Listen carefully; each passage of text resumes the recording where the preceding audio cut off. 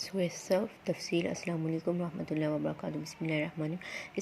اس سے اول تو یہ معلوم ہوا کہ اللہ تعالیٰ کی خوشنودی سے وہی اہل ہمت روا ہوتے جو اس کی راہ میں جان لڑنے اور خطرہ سہنے کے لیے تیار ہوں۔ دوسری بات یہ معلوم ہوئی کہ اللہ کو جو فوج پسند ہے، ان میں تین حالانکہ ان میں تین صفات پائی جاتی ہیں۔ ایک یہ کہ خوب سوچ سمجھ کر اللہ کی راہ میں لڑو، کسی ایسی لڑائی میں نہ لڑیں جو فی سبیل اللہ کی تعریف میں نہ آتی ہو۔ دوسری یہ کہ وہ بدنظمی انتشار میں مبتلا نہ ہو بلکہ مضبوط تنظیم کے ساتھ بستہ ہو کر لڑے۔ تیسری یہ کہ دشمنوں کے مقابلے میں اس کی کیفیت سی سپلائی ہوئی دیوار کیسی ہو۔ یہ بات اس نے فرمائی کہ مسلمان اپنے نبی صلی اللہ علیہ وسلم کے ساتھ وہ روش اختیار نہ کریں جو بنی اسرائیل نے اپنے نبی علیہ السلام کے ساتھ اختیار کی تھی، ورنہ وہ اس انجام سے دو چار ہوئے بغیر نہیں رہ سکتے جس سے بنی اسرائیل دو چار ہوئے۔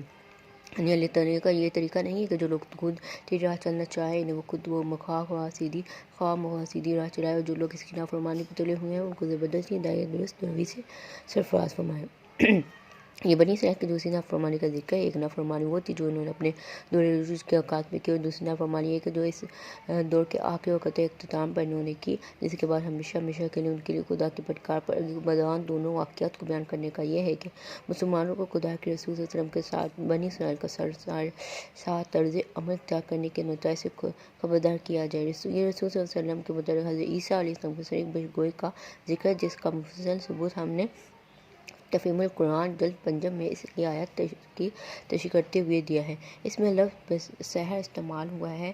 سحر یعنی یہاں جادو کے نہیں دھوکے اور فریب کے معنی میں استعمال ہوا ہے، اور عربی لغت میں جادو کی طرح اس کی یہ معنی بھی معروف ہے۔ آیت کا مطلب یہ ہے کہ جب وہ نبی جس کے آنے کی بشارت حضرت عیسیٰ علیہ السلام نے دی تھی اپنے نبی ہونے کی صریح نشانیوں کے ساتھ آ گیا، تو بنی اسرائیل و امت عیسیٰ علیہ السلام نے اس کے دعوے نبوت کو قطعی فریب قرار کر دیا، یعنی اللہ کے بھیجے ہوئے نبی کو جھوٹا مدعی قرار دیا، اور اللہ کے اس کلام کو اس کے نبی پر نازل ہو رہا ہے نبی کا اپنا گڑھا ہوا کلام ٹھہرایا۔